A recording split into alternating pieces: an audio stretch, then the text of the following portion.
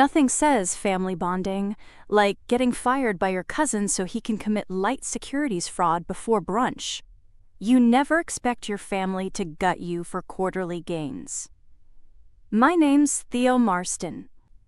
I was born into money I didn't ask for, fourth generation in a private logistics firm that started with trains and evolved into digital freight brokerage. My grandfather, Walter, was the empire builder. My uncle Gerald was the gatekeeper. My cousin Owen, the golden heir. Me? I was the one who fixed servers at midnight and kept silent during board meetings. They called me the tech nephew. Said it like it was a consolation prize. When my dad, Gerald's younger brother, died, my connection to the company got thinner. I wasn't part of the core bloodline anymore. My mother wanted me to leave.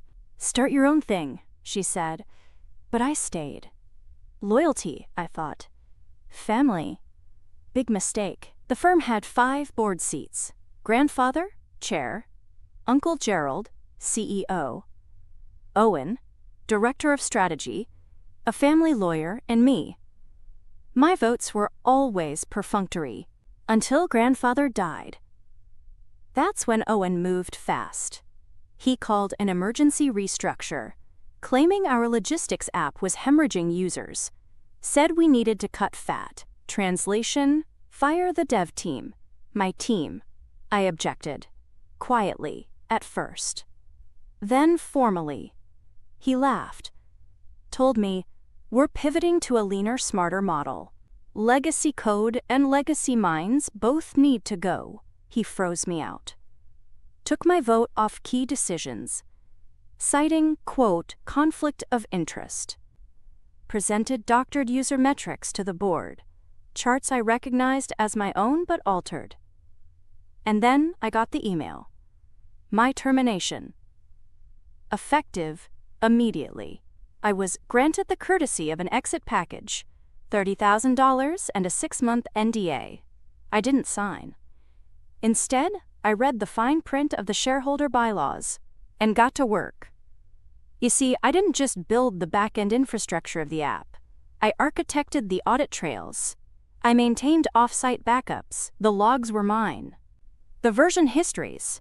The API call failures Owen claimed were tech debt.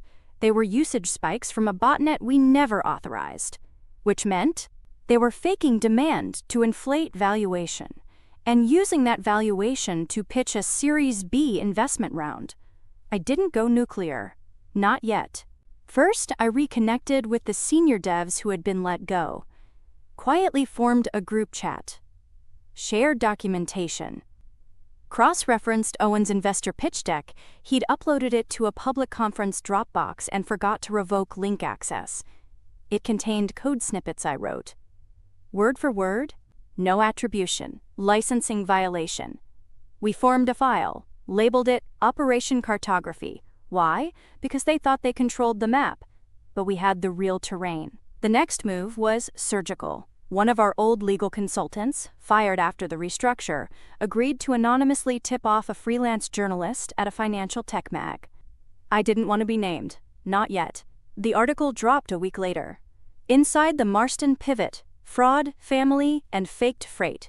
It hit like a truck. Investors froze. Owen tried to claim sabotage. Called it a bitter ex-employee's smear. But then the screenshots appeared. Anonymous sources, us, citing code commits, Slack messages, time-stamped edits. Then the SEC got involved. I filed a whistleblower complaint. Why? Because Owen was attempting to sell IP he didn't own, mine. Including proprietary API workflows I had registered pre-restructure under a dormant LLC I never dissolved. One they overlooked. I now had grounds to file a cease and desist on their platform. They tried to settle. I refused. Owen called me personally. "You're nuking our name," he said. "Yours too." I told him, "You renamed the app Owl Freight. Maybe next time, do not use your personal nickname as a trademark before checking who filed it first." Because I had. 2 days after he floated the name in a pitch meeting, I wasn't authorized to join, but secretly recorded. Fallout? Owen was ousted. The board reinstated my voting rights. Uncle Gerald retired quietly. I licensed my infrastructure code to a competitor under terms that let my old dev team consult. The company rebranded under new leadership. Leaner. Cleaner. With better ethics. The twist? The journalist? Turned out to be the younger sister of one of our fired QA leads. Her note after publishing said, "This one's for the quiet ones." I framed that. It hangs next to my NDA, unsigned. All right, first of all, Owen, this man didn't just want the throne. He wanted to burn the IT department on the way up. And for what? A fake freight empire powered by bots and nepotism.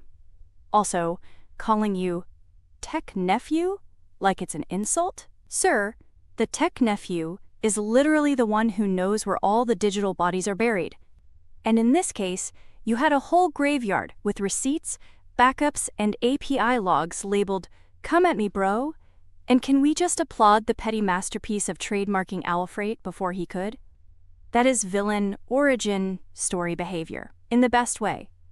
He was out here trying to launch his brand, and you basically said, "Cute idea, mine now." The poetic justice?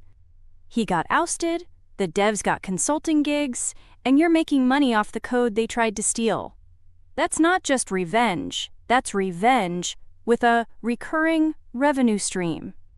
Congrats, you just unlocked the main character of a business school ethics case study achievement. Family business? More like family business. You didn't just protect yourself. You protected investors, employees, and the industry. That's real whistleblower work. Honestly, Owl Freight sounds like a bad Etsy store. You did them a favor. And that's how you go from tech scapegoat to corporate executioner, armed with nothing but backups, bylaws, and enough petty energy to trademark your enemy's dreams. Print the SEC letter and hang it right next to that unsigned NDA.